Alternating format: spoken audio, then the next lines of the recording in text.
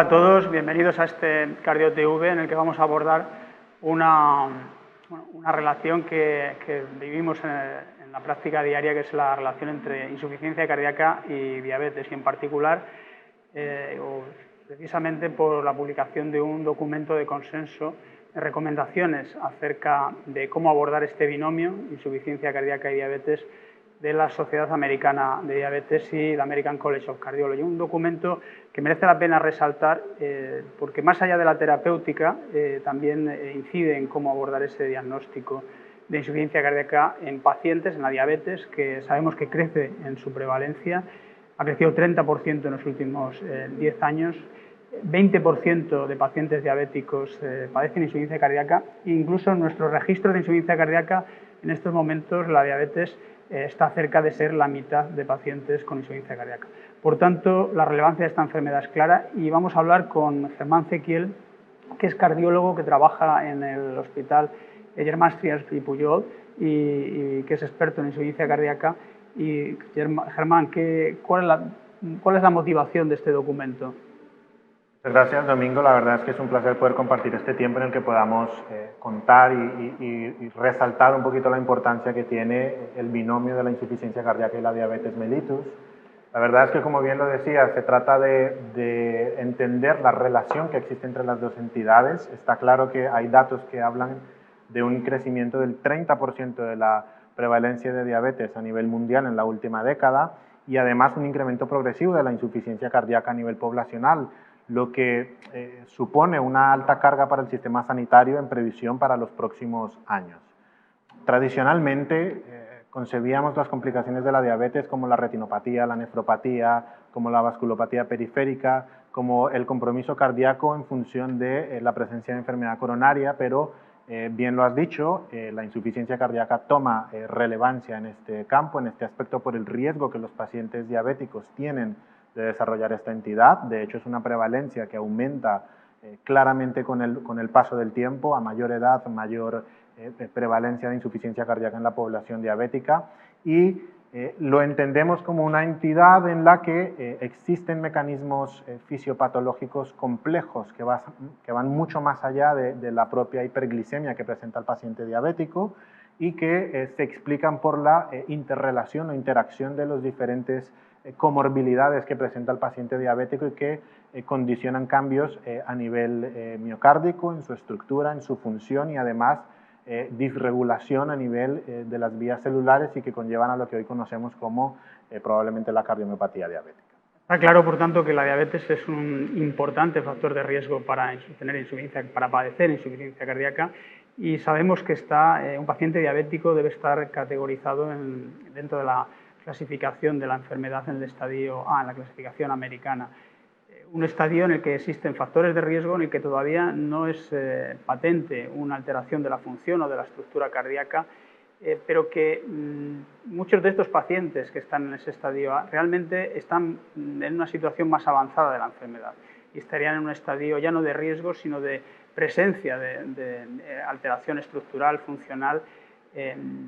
Estadio B, un estadio en el que el paciente todavía no es sintomático, pero es la antesala ya que el paciente desarrolle síntomas, ingrese en el hospital,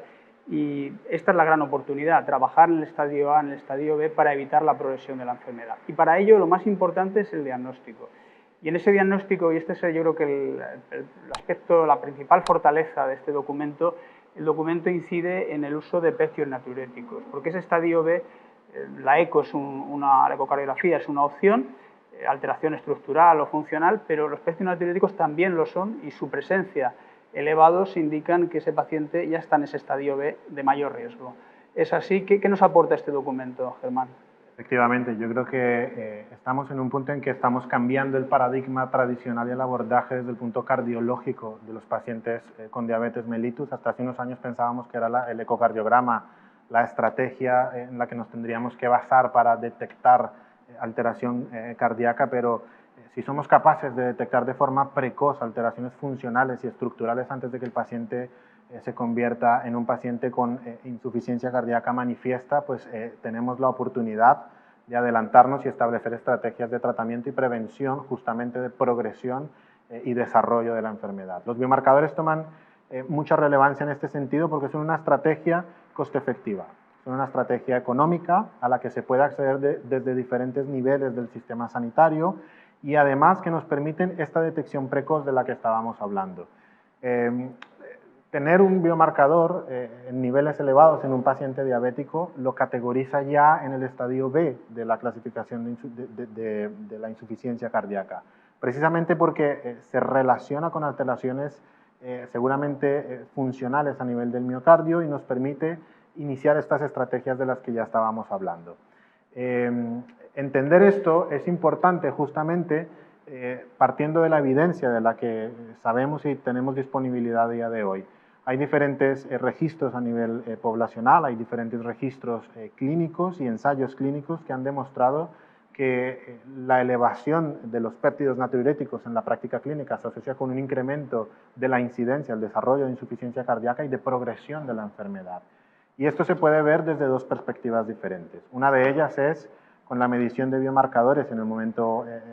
basal y ver cómo niveles más altos se asocian con un desarrollo de la enfermedad o con una medición seriada de biomarcadores en el paciente diabético que nos permita establecer cuáles son los pacientes que teniendo variación en estos niveles e incremento de niveles de péptidos natriuréticos en el seguimiento se encuentran en un riesgo más elevado de desarrollar esta entidad. En este sentido, el documento soporta sobre todo los péptidos natriuréticos, también las troponinas, que sea otro factor de riesgo, otro biomarcador de riesgo en estos pacientes, pero ahondando en los péptidos natriuréticos, ¿cómo usarlos? Tú lo has planteado muy bien, la gran ventaja es que el acceso es rápido y puede hacerse en diferentes niveles asistenciales, sobre todo en atención primaria, también por parte de los endocrinólogos. En este sentido hay que hacer formación. ¿Cómo recomendarías ese uso? El documento lo establece, pero ¿cómo sería? ¿Un punto de corte, una interpretación en el contexto clínico del paciente? Porque es un paciente que a veces tiene también insuficiencia renal, que le da mayor riesgo de insuficiencia cardíaca. ¿Cuál sería la recomendación? Sí, yo creo que el documento establece recomendación en dos sentidos y en dos vías, y yo creo que esto es muy importante hacerlo relevante en este momento. Una de ellas es que al menos los pacientes diabéticos deben tener una medición anual de péptidos natriuréticos o troponina, como bien lo dices, y aunque el valor cuantitativo de la variable tiene utilidad pronóstica, seguramente es más fácil utilizar un punto de corte que se ha establecido en 125 para identificar aquellos sujetos en los que se puede establecer disfunción cardíaca. Estoy hablando específicamente del NT-proBNP. Para el caso de la troponina, lo que se establece es el punto de corte del el percentil 99 del valor de referencia a nivel poblacional. Todo esto siempre tiene que tener la siguiente vía de interpretación, que es la de entender el valor del péptido natriurético en función de las características del paciente. Y para ello hay que saber que la dinámica de los péptidos natriuréticos tiene variaciones o factores confusores, como son la propia edad, como son la presencia de insuficiencia renal o fibrilación auricular, que hacen que estos valores sean más elevados de lo que deberíamos asumir para un paciente sin estas características, o incluso la obesidad, que genera el efecto contrario, que es niveles de NT-proBNP más bajos. Con lo cual, un punto de corte sí, pero siempre interpretando los valores en función de las características personales de cada paciente. Hay un punto que establece el documento, yo creo que es importante, y es que este punto de referencia, yo creo que debe ser un punto de referencia, pero no un punto de sí, no, debemos aplicar el sentido clínico. Sobre todo nos va a permitir, por un lado, saber qué pacientes no están en riesgo de insuficiencia cardíaca, serían pacientes por debajo de ese 125 y por tanto es un paciente que la recomendación sería repetir en un año, esa sería la recomendación, pero es un paciente que no está en riesgo y por tanto no tenemos que forzar otras pruebas, es un paciente en el que sabemos que debemos incidir en el control de la glucemia, de los factores de riesgo, pero deja de estar en riesgo. Y si está elevado, integrarlo con el resto de características del paciente a la hora de dirigir pruebas adicionales para confirmar la presencia de cardiopatía estructural o funcional. Estoy de acuerdo, Domingo, en que tener un valor negativo de los péptidos natriuréticos tiene un valor muy útil por el alto valor predictivo negativo que tiene justamente la medición de este biomarcador en la práctica clínica, pero también hay que considerar que el valor predictivo positivo no es despreciable y una vez que identificamos al paciente con diabetes como un sujeto en riesgo de desarrollar insuficiencia cardíaca o con una elevación importante de péptidos natriuréticos, podemos establecer medidas que tengan como objetivo ralentizar la aparición de la enfermedad o disminuir la probabilidad de progresión en el seguimiento. Y en ese sentido yo creo que hay que plantear en una fase inicial el abordaje multidisciplinar de la enfermedad. Ya tenemos que abandonar la visión exclusivamente cardiológica como cardiólogos del paciente diabético y entender que es un paciente que tiene una enfermedad en la que estamos involucrados diferentes especialistas, que nos tenemos que comunicar, que tenemos que hablar y que tenemos que tomar decisiones compartidas en este sentido en pro del bienestar de nuestro paciente. Y en segunda instancia, entender que la detección de los péptidos natriuréticos elevados o que nos asumen que el sujeto está en riesgo, nos debe permitir poner en marcha toda una serie de medidas terapéuticas, medidas de ampliar el espectro diagnóstico del paciente, que estén también encaminadas a prevenir y proteger el devenir en el seguimiento de este paciente. A día de hoy sabemos y entendemos que existen diferentes fármacos, ¿no? Establecer una estrategia del control correcto de la hipertensión arterial, por ejemplo, el control correcto de los demás factores de riesgo que acompañan a la diabetes mellitus en este paciente y además hay fármacos. Evitar algunos fármacos también, calcio antagonistas o evitar antiinflamatorios no esteroideos o bueno, otro tipo de fármacos que te pueden poner en riesgo a este paciente, pero sobre todo establecer medidas de seguimiento cercano, ¿no? Y que permita estar en alerta con un paciente que está en riesgo. Bueno, yo creo que el documento no solo habla de la mejora en el diagnóstico, yo creo que es el principal punto, el punto más fuerte, la llamada de atención sobre el paciente diabético, en detectar ese riesgo y que eso nos permita pues, establecer las medidas que favorecen a todos los pacientes, pero en este paciente en particular,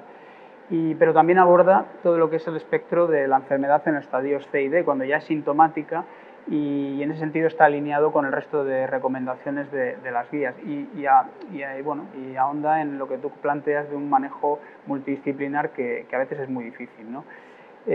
Bueno, yo creo que si tuvieras que plantear en este documento, trasladarlo aquí a nuestro ámbito, en el ámbito europeo, que yo creo que debe trasladarse al ámbito nacional, ¿cómo lo plantearías? ¿Qué recomendación o qué aspecto plantearías para aplicar directamente en nuestro ámbito?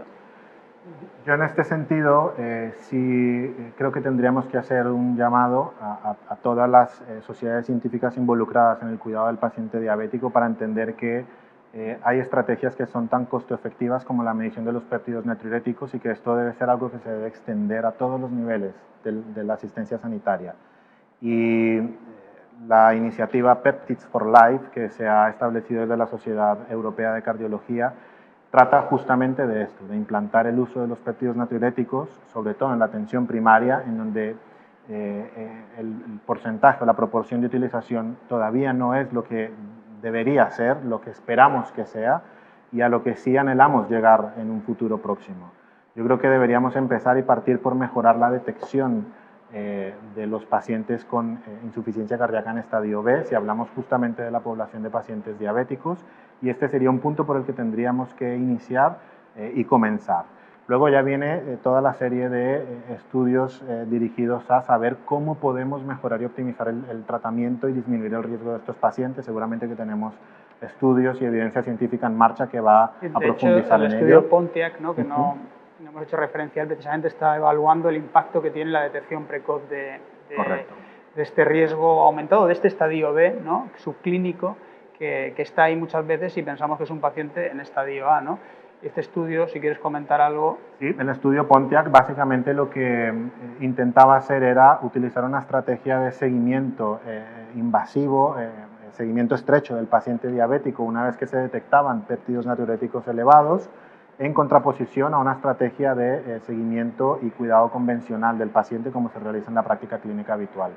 Y claramente el hecho de fortalecer el seguimiento y establecer todas las medidas que a día de hoy tenemos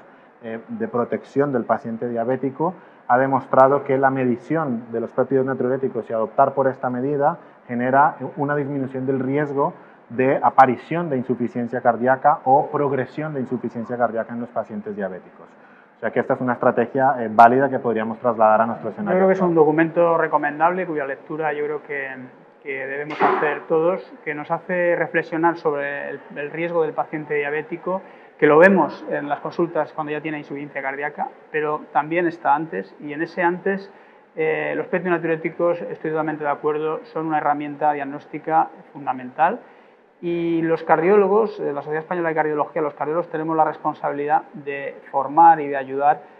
porque necesita formación, la interpretación de sus valores, al resto de profesionales implicados en el cuidado del paciente diabético. Nosotros disponemos de PET natriuréticos porque los hemos tenido en el paciente con insuficiencia cardíaca, pero es el momento de trasladarlos más allá, y yo creo que esto puede tener un gran impacto en evitar lo que tú muy bien has planteado, la progresión de la enfermedad hacia estadios sintomáticos.